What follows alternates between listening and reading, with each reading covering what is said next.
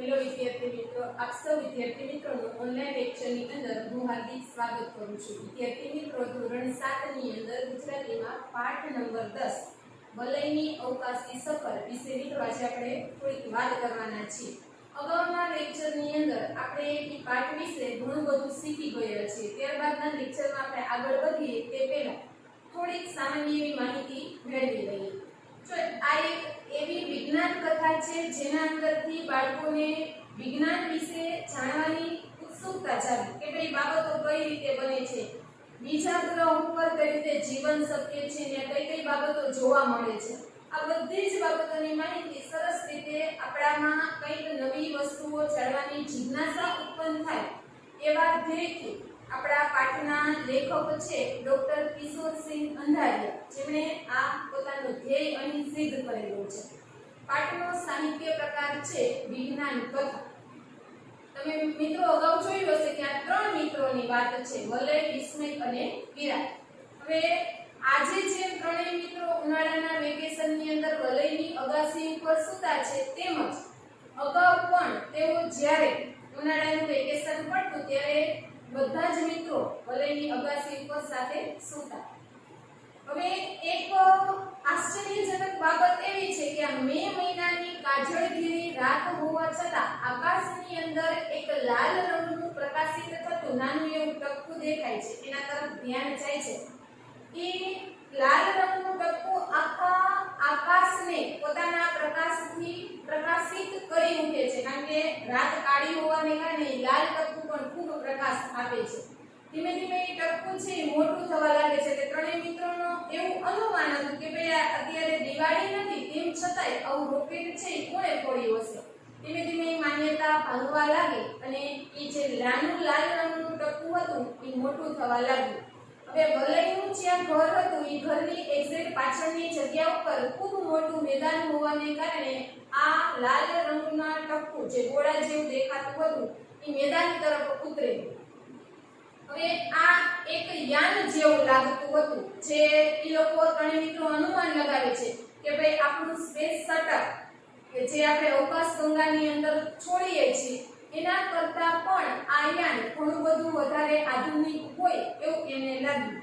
જો એવું પૂછાય યાનનો આકાર કેવો છે, તો કે લંબગોળ ઈંડા જેવું યાન લાગતું હતું. હવે એક નવાઈની બાબત એ હતી કે યાનમાં ક્યાંય દરવાજા કે બારી નહોતી, મતલબ કે તમે અંદરની બહારથી કોઈ વ્યક્તિ અંદર ન જોઈ શકે, એવી જ રીતના અંદરથી કોઈ વ્યક્તિ યાનની બહાર શું છે એ જોઈ શકતું નહીં. એક એવી અખંડ રચના હતી જે કોઈ દિવસ ખંડિત ન થાય, પરંતુ થોડા સમય બાદ જ એ આખું યાન જેમ કમળની પાંદડીઓ ખુલે એ રીતે ચારે દિશાઓની અંદર એ યાન છે એ ખુલવા લાગ્યું. અને બીજી જ ક્ષણે પાછું યાન બંધ થઈ જાય છે. તો ત્રણેય મિત્રો જુએ છે તો હવે એ ત્રણેય મિત્રો યાનની અંદર હતા. અને એ લોકો એવું અનુમાન લગાવ્યું કે ભાઈ આપણે આપણું ઘર, આપણું ગામ, શહેર, રાજ્ય, પૃથ્વી, ખંડ, દેશ આ બધી જ વસ્તુઓથી ધીમે ધીમે એ દૂર થઈ રહ્યા છે અને આ જ્યાંનું યાન હતું ત્યાં એ લઈ જવામાં આવે છે. તો યાના વ્યક્તિઓનું શરીર કેવું હતું, તો કે રાખોડી રંગનું બનેલું હતું. એની આંખો સંપૂર્ણ ગોળ હતી. એના માથા ઉપર 3 એરિયલના સળિયા હતા અને આ વિચિત્ર જેવી દેખાતી રચના હતી, જેનું શરીર રાખોડિયા રંગથી બનેલું હતું. અને આ ત્રણેય મિત્રોને એ જગ્યા ઉપર લઈ જવામાં આવ્યા. જો અહીંયા એક નવી બાબત એ હતી કે આપણે આપણા ઘરના દરવાજા અથવા તો આપણા હોલની રૂમની વાત કરીએ તો 4 ખૂણા હોય, જ્યારે અહીંયા આ બીજા ગ્રહ ઉપર શું હતું તો કે ષટકોણાકાર દરવાજા હતા. 6 ખૂણાવાળો દરવાજો હતો. હોલ હતો તો એ હોલના પણ 6 ખૂણા હતા અને અહીંયા મિત્રોને લઈ જવામાં આવે છે. હવે અહીંયા એક યંત્ર હતું. આપણે અગાઉના લેક્ચરની અંદર ભણ્યા કે ભાઈ યંત્રનું કાર્ય શું હતું, તો એ દ્વિભાષીય મતલબ કે બે ભાષાનું સંચાલન કરે છે યંત્ર. એક તો કે ઈ જે બીજા ગ્રહવાળા લોકો છે ઈ જે ભાષા બોલે છે ઈ ભાષા ઈ યંત્ર છે ઈ પોતાની અંદર એક્સેપ્ટ કરે છે અને આઉટપુટ તરીકે અંગ્રેજી ભાષા છે ઈ બહાર આપે છે. જ્યારે પૃથ્વીવાસીઓ જે અંગ્રેજી વાક્ય બોલે છે ત્યારે ઈ યંત્ર અંગ્રેજી ભાષાને એક્સેપ્ટ કરે છે અને આઉટપુટ તરીકે ઈ જે બીજા ગ્રહના લોકો જે ભાષા સમજે છે એ ભાષાની અંદર એને સમજાવવામાં આવે છે. હવે ત્યારબાદ આપણે આગળ જોઈએ કે લોકો અત્યારે કઈ જગ્યાએ છે તો કે છે કે આગળ સંભળાયું તમે અત્યારે સૂર્યમાળાના છઠ્ઠા ગ્રહ શનિના ઉપગ્રહ પૈકીના ટિટાન નામના ચંદ્ર પર છો. ચલો બોસ છે જે ડેશબોર્ડની સામે હતો એ પિયાનાની જેમ વગાડે છે અને એમાંથી અંગ્રેજીમાં ઉત્તર સંભળાય છે. શું સંભળાયું તો કે એની અંદર સંભળાયું તમે અત્યારે ક્યાં છો તો કે તમે જે સૂર્યમાળા આખી જોયેલી છે સૂર્યમાળાનો જે છઠ્ઠો ગ્રહ છે શનિ એ શનિનો ઉપગ્રહ છે જે ઉપગ્રહ પૈકીનો એક ઉપગ્રહ કયો તો કે ટિટાન એ ટિટાન નામનો જે ચંદ્ર છે એના ઉપર કે તમે અત્યારે અહીં છો. અહીં માત્ર મારું સામ્રાજ્ય ચાલે છે. એ યંત્રમાંથી અવાજ સંભળાયો કે તમે અત્યારે ટિટાનના ચંદ્ર ગ્રહ ઉપર છો પણ અહીંયા રાજ્ય કોનું ચાલે છે એ જે બોસ લાગતો હતો એ કહે છે કે અહીંયા માત્ર મારું જ રાજ્ય ચાલે છે અહીંયા બીજા કોઈનું રાજ્ય ચાલતું નથી. તમારા કરતા અમારી આ નાનકડી દુનિયા ઘણી આગળ છે. તો કહે છે કે તમે જે પૃથ્વી ઉપર રહ્યો છો એ તમારી પૃથ્વી કરતા અત્યારે અમારી જે આ દુનિયા ખૂબ નાની છે તેમ છતાંય કે વિકાસની દ્રષ્ટિએ અમે તમારાથી ઘણા બધા આગળ છીએ. વલયને વિચાર આવ્યો તે મનમાં અંગ્રેજીમાં વાક્ય ગોઠવ્યું પછી બોલ્યું. તો હવે વલયની એક બાબત એને સમજાય કે ભાઈ મારે આ બોસ લાગતા વ્યક્તિ સાથે વાત કરવી હોય તો શું કરવું પડશે તો કે મારે અંગ્રેજીમાં બોલવું પડશે. હવે તરત અંગ્રેજી નો આવડે તો શું કરે છે પેલા મનમાં એક અંગ્રેજીનું વાક્ય છે એ ગોઠવે છે. પણ અહીં માત્ર રાતો પ્રકાશ છે એમ કેમ છે? વલય છે એને પોતાનો વિચાર જણાવતા બોસ લાગતાને પૂછે છે કે અહીંયા એવું કેમ છે કે માત્ર અહીં રાતો એટલે કે લાલ રંગનો પ્રકાશ હોય એવું જ કેમ છે? થોડી વારમાં તેમાંથી વિચિત્ર યાંત્રિક અવાજ આવ્યો. પછી કે છે થોડી વાર પછી પાછો વિચિત્ર એટલે અનુકૂળ લાગતો યંત્ર જેવું બોલે એવો અવાજ સંભળાયો. પછી બોસનો ઉત્તર સંભળાયો. જો આ વલય બોલ્યો એટલે ઈ મશીને યંત્રનો અવાજ બહાર કાઢ્યો એટલે ઈ બોસ લાગતા વ્યક્તિને કંઈક સંભળાયું. પછી બોસ શું કરે છે એને જે પ્રશ્ન પૂછ્યો એનો જવાબ આપે છે.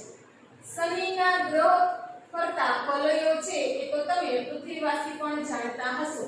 તો આ શું કહે છે કે ભાઈ તમને ખબર છે કે જે શનિ ગ્રહ છે એની ફરતી વલયો છે કે તમે પૃથ્વી ઉપર રહેવાવાળા વ્યક્તિઓ પણ જાણે છે. તમે શનિને જોયું હોય તો એના ફરતી ઓલી રિંગ જેવું ગોઠવાયું જેને આપણે વલયો કહીએ બરાબર. એમાંની બે વલયોમાંથી સૂર્યપ્રકાશ પરાવર્તન અને વક્રીભવન પામી એવી રીતે અમારી આ દુનિયા પર આવે છે કે માત્ર મોટી તરંગ લંબાઈ ધરાવતો લાલ રંગ જ અહીં પહોંચે છે. તો એ શું કહે છે કે ભાઈ તમને ખબર છે કે આ સૂર્યની જે લાંબી તરંગ લંબાઈ ધરાવતા હોય એ બે રીતે પરાવર્તન થાય અને વક્રીભવન થાય. કે સૂર્યના કિરણો સીધા પડ્યા કોઈ કાચ ઉપર કે ક્યાંય પડે છે તો ઘણી વખત અથડાય અને કિરણો પાછા જાય છે અને ઘણી વખત વક્રીભવન થઈ જાય કિરણો છે અંદર પસાર થઈ જાય છે. એ કહે છે કે તમને આ બે વાતની ખબર છે.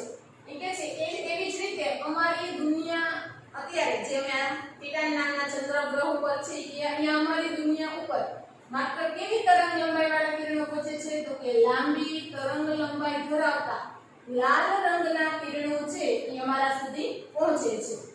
અમારે મન તો આ જ પ્રકાશ. તો એ બોસ શું કહે છે કે અમારા માટે તો શું છે તો કે આ લાલ રંગનો જે પ્રકાશ છે એ જ અમારા મન પ્રકાશ છે. બીજો કોઈ પ્રકાશ અમે ક્યારેય જોયો નથી. બીજો પ્રકાશ ક્યારેય જોયો નથી અને અમે તેને સધી શકીએ કે કેમ એ પણ ખબર નથી. તો એ બોસ શું કહે છે કે અમે તો માત્ર લાંબી તરંગ લંબાઈ ધરાવતો લાલ રંગનો પ્રકાશ જ જોયેલો છે કે બીજો સફેદ પીળો કોઈ પણ જાતનો પ્રકાશ કે અમે કોઈ દિવસ જોયો નથી. અને એક વાતની કે અમને ખબર પણ નથી કે અમે બીજી પ્રકાશને અમારું શરીર સહન કરી શકશે કે કેમ. બીજી વાત તમને અને તમારા જેવા બીજા માનવોના અપહરણ કરી અમે અમારા ગ્રહ પર એ જાસાચીથી મોકલાવા માંગીએ છીએ કે તો એ શું કહે છે કે એક તમને જે રીતે અપહરણ કરી કિડનેપ કરી અને અમારા ગ્રહ ઉપર લઈ આવવામાં આવ્યા એમ તમને અને તમારા જેવા કે બીજા માનવોને કે આવી રીતે અપહરણ કરી અને એને અમારા ગ્રહ ઉપર લઈ આવશું ત્યાર પછી ઈ કે છે તમારા ગ્રહ ઉપર એટલે કે તમે જે પૃથ્વી ઉપર રહ્યો છો ત્યાં જાસાચીઠી એટલે કંઈક વસ્તુ માંગવા માટે એક પ્રકારની ધમકી ભરેલો જે પત્ર હોય લખવામાં આવેલું જાસાચીઠી કેવો તે કહે છે કે આ ધમકી ભરેલો એક પત્ર છે કે અમે તમારા ગ્રહ ઉપર મોકલાવીશું આખી પૃથ્વી પર જેટલો યુરેનિયમ ધાતુનો જથ્થો છે એ અમને આપી દો કે છે અમે ધમકી ભરેલો પત્ર લખીને મોકલાવશું અને એની અંદર લખશું કે તમારી પૃથ્વી ઉપર જેટલો યુરેનિયમ ધાતુનો જથ્થો છે તમે વિજ્ઞાનની અંદર ભણતા હોય તો આ બધા ધાતુઓના નામ આવતા હોય બરાબર એટલે કે છે કે આ યુરેનિયમ ધાતુ જે પૃથ્વી ઉપર મળે છે ઈ યુરેનિયમ ધાતુનો જથ્થો તમે અમને આપો એવી એક ચિઠ્ઠી લખીને મોકલાવીશું અમારું એ મુખ્ય બળતણ છે અને અહીંની જમીનમાંથી તે મળતું નથી શું કહે છે કે ભાઈ યુરેનિયમ ધાતુનો જે જથ્થો છે એ અમારું મુખ્ય બળતણ છે એટલે કે એને અમે ખોરાક તરીકે લઈએ છીએ એના વિના અમારી કોઈ ક્રિયા છે થઈ શકતી નથી અને બીજી મહત્વની બાબત કે અમારી ગ્રહ ઉપર અથવા તો અમારી જમીન ઉપરથી આ યુરેનિયમ ધાતુનો જથ્થો છે એ અમને મળતો નથી ધારો કે એમ ન કરવામાં આવે તો વિરાટે પ્રશ્ન કર્યો તો વિરાટ એક પ્રશ્ન કરે છે અને કહે છે કે ભાઈ ધારો તમે એમ કહો છો કે મને યુરેનિયમ ધાતુનો જથ્થો આપો એટલે કે અમે એમ ન કરીએ તમને યુરેનિયમ ધાતુનો જથ્થો કે અમારા પૃથ્વીવાસી તમને ન આપે તો બોસ જવાબ આપે છે તો અમે પૃથ્વી પરની સમગ્ર માનવજાતનું નિકંદન કાઢી નાખીશું નિકંદન કાઢી નાખવું એટલે નામો નિશાન મિટાવી દેશું તો જેવો વિરાટને પ્રશ્ન પૂછે છે એટલે બોસ તરત જ કહે છે કે જો પૃથ્વીવાસી અમને યુરેનિયમ ધાતુનો જથ્થો આપવાની ના પાડશે તો કે અમે શું કરશું તો કે સમગ્ર એટલે કે પૃથ્વી ઉપર જેટલા પણ મનુષ્ય રહે છે એ તમામ મનુષ્યનું જેટલી પણ જાતિ છે એ તમામ જાતિનું નામો નિશાન પૃથ્વી ઉપરથી મિટાવી દેશું કોઈ પણ માણસને કે અમે જીવતા રાખશું નહીં ત્રણેય ફફડી ઉઠ્યા એટલે જેવું એને સાંભળ્યું કે આને એમ કીધું કે અમે માનવ જાતનું જાતનું નામો નિશાન મિટાવી દેશું તો તમે શું કરશો માત્ર આટલું સાંભળતાની સાથે જ ત્રણેય મિત્રો છે એ બી ગયા ડરી ગયા કે ભાઈ આવું કરશે તો આપણે શું કરીશું અહીંથી બચી શકીશું કે કેમ વલયે ઈશારો કરી વિસ્મય અને વિરાટને વધુ નજીક બોલાવ્યા અને પછી કાનમાં કહ્યું તો હવે શું કરે છે પેલા ખાસ યાદ રાખજો કોણ ઈશારો કરે છે એટલે વલય ઈશારો કરી અને પોતાના બીજા બે મિત્રો વિસ્મય અને વિરાટને પોતાની નજીક બોલાવે છે અને ઈશારામાં સમજાવે છે અને ધીમેથી એના કાનની અંદર કંઈ કહે છે કારણ કે ઓલા લોકો એની ભાષા સમજી શકતા નથી એટલે ધીમેથી વાત કરી લે છે બંનેને તેનો આઈડિયા ખૂબ ગમી ગયો આઈડિયા એટલે વિચાર હવે જે વલયે પોતાનો જે વિચાર રજૂ કર્યો વિરાટ અને વિસ્મય આગળ એ ભાઈને ખૂબ જ ગમ્યું એને લાગ્યું કે ભાઈ આ જે વિચારે છે એવું કરવું જોઈએ વલય અગાસીમાં રાત્રે સૂતી વખતે હંમેશા પોતાની પાસે ટોચ રાખતો હતો જો એને યાદ આવ્યું કે જ્યારે પણ આ રીતે અગાસી ઉપર સૂવા માટે જતા ત્યારે એ પોતાની પાસે એક ટોચ બત્તી આપણે કે બેટરી વાળી લાઈટ હોય એ લાઈટ પોતાની પાસે રાખતો એ બેટરી યાનમાં જતી વખતે માંડ પોતાના ખિસ્સામાં સંતાડી રાખી હતી કે છે જે સમયે તેઓ યાનની અંદર બેસવા માટે જતો હતો ત્યાં માંડ એને આ બેટરીને પોતાના ખિસ્સાની અંદર સંતાડીને રાખી દીધી હતી તેણે એ કાઢી અને ઓન કરી જો એને કેવો આગળ વળાઈ કીધું કે ભાઈ અમે માત્ર લાલ રંગનો પ્રકાશ જ જોયો છે અને અમારું શરીર લાલ રંગ સિવાય બીજો કોઈ રંગ સહન કરી શકે કે કેમ તરંગ લંબાઈ વાળું એ પણ અમને ખબર નથી ત્યારે એવું લાગ્યું કે આપણી પાસે ટોર્ચ બત્તી છે અને એની અંદરથી સફેદ પ્રકાશ બહાર આવે છે તો આ ટ્રાય કરી કે જેથી બોસ ઉપર એની કોઈ અસર થાય છે કે કેમ તેનો સફેદ પ્રકાશિત શેરડો પેલા બોસ પર નાખ્યો અને શું કર્યું તો કે તરત જ પોતાની જે બેટરી એને પોતાના ખિસ્સાની અંદર સંતાડેલી હતી એ બેટરી બહાર કાઢી અને તરત જ જ્યાં બોસ બેઠેલો હતો એ તરત બેટરી ચાલુ કરી અને એનો સીધો શેરડો એટલે એનો સીધો પ્રકાશ એના સુધી પહોંચાડ્યો તેના માટે લાલ રંગ સિવાયની તરંગ લંબાઈનો પ્રકાશ સહન શકે તેમ નહોતો.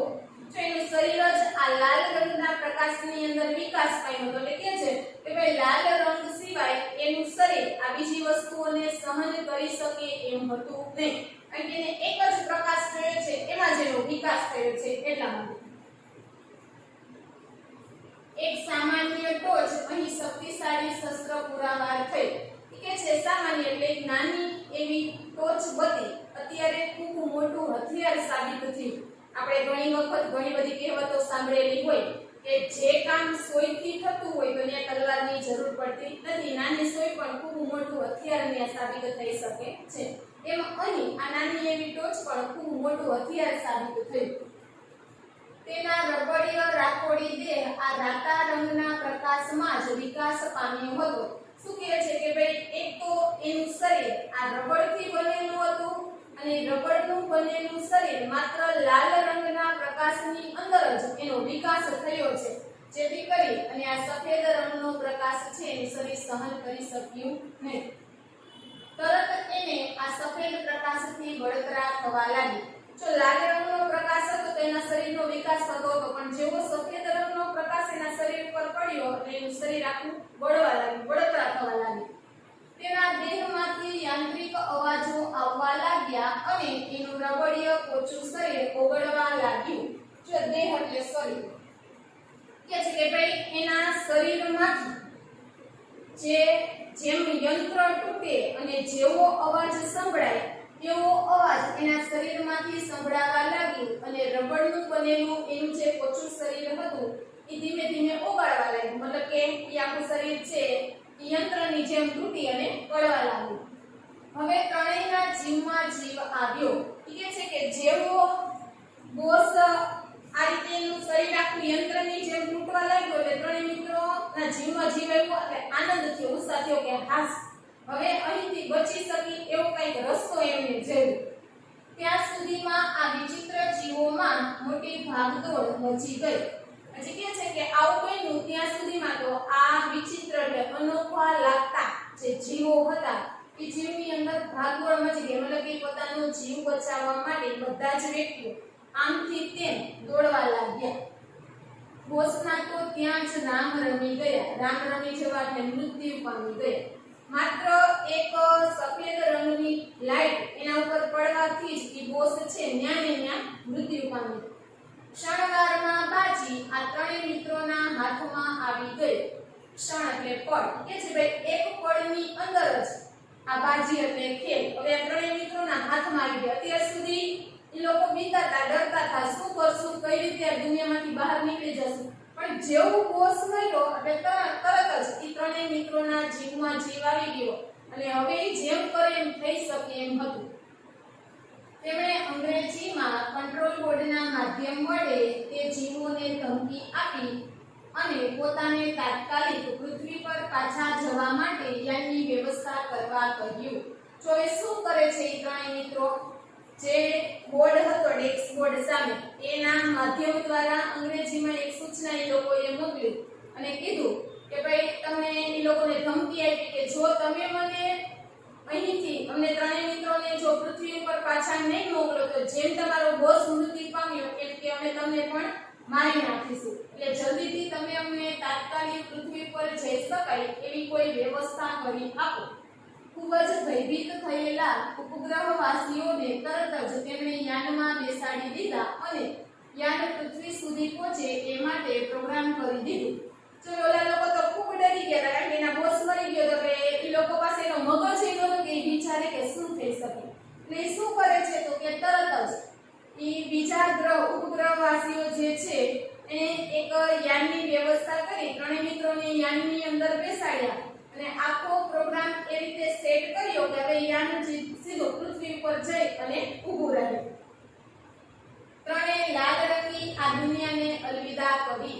હવે ત્રણેય મિત્રો શું કરે છે તો કે જેને લાલ રંગને ધારણ કરેલો છે એવી લાલ રંગને ધારણ કરેલી દુનિયાને ત્રણેય મિત્રો અલવિદા કરે છે, બાય કહી અને પોતે જાય છે. વલઈએ પોતાની બેટરી ફરી હાથમાં લીધી હતી. હવે એ લાલ રંગની દુનિયાને અલવિદા કહે છે અને તરત જ વલય પાછો બીજી વખત પોતાની બેટરી પોતાના હાથની અંદર લઈ અને ઊભો હોય છે. અગાસીમાં સૂતેલી વલયને એની માં ઢંઢોળતા હતા. જો ઓલાના હાથમાં બેટરી છે તો કેવું દ્રશ્ય દેખાય છે? તો અત્યારે જુએ છે તો વલય અગાસી ઉપર સૂતેલો છે અને એની મમ્મી આવી અને ઢંઢોળતી હતી એટલે જગાડતી હતી. વલયને જગાડવાનો પ્રયત્ન કરે છે કે ભાઈ જાગતું ઉઠને, જો કેટલો દિવસ ચડી ગયો. એની માતા છે એ પોતાના બાળકને કહે છે કે ભાઈ ઉઠ, અત્યારે કેટલો બધો દિવસ છે એ ચડી ગયો છે. તારા બે ભાઈબંધ ત્યારના ઉઠીને એના ઘરે ચાલ્યા ગયા. હવે શું કહે છે કે ભાઈ તારા બે મિત્રો હતા એ તારી સાથે સૂતા હતા, પણ સવારે ઉઠી અને ત્યારના એ પોતાની ઘરે જવા માટે નીકળી ગયા છે. અને આમ બે બાપડો થઈને બેટરી હાથમાં લઈને શું કરે છે? એની માતા છે એ પોતાના બાળકને પ્રશ્ન પૂછે છે. બે બાપડો એટલે કોઈનાથી ડરી ગયો હોય, બી ગયો હોય એવી રીતના કે આવો અવાસત થઈ અને તું બેટરી તારા હાથમાં લઈ અને અત્યારે એ શું કરી રહ્યો છો? કોઈ સ્વપ્ન તો નથી જોયું ને? એની માતા એના બાળકને પ્રશ્ન પૂછે છે કે ભાઈ શું તે અત્યારે કોઈ સ્વપ્ન જોયું છે જેથી આ રીતે ડરેલો જોવા મળે? સરસ મજાનો રોમાંસ ઉત્પન્ન થાય, જાણવાની જિજ્ઞાસા વધે એવો સરસ મજાનો પાઠ હતો કે જ્યાં એન્ડ આખો પાઠ જ્યારે પૂર્ણ થાય છે ત્યારે ખબર પડે કે ભાઈ એ ભાઈએ સ્વપ્નની અંદર આ બધી વસ્તુઓ જોયેલી છે અને સ્વપ્નમાં એને આવી એક વિચિત્ર દુનિયાનો પ્રવાસ કરેલો છે ને અંતે એનું સ્વપ્ન ખુલે છે ત્યારે એને ખબર પડે છે કે ભાઈ પોતે અહીં છે, બીજી કોઈ જગ્યા ઉપર છે નહીં.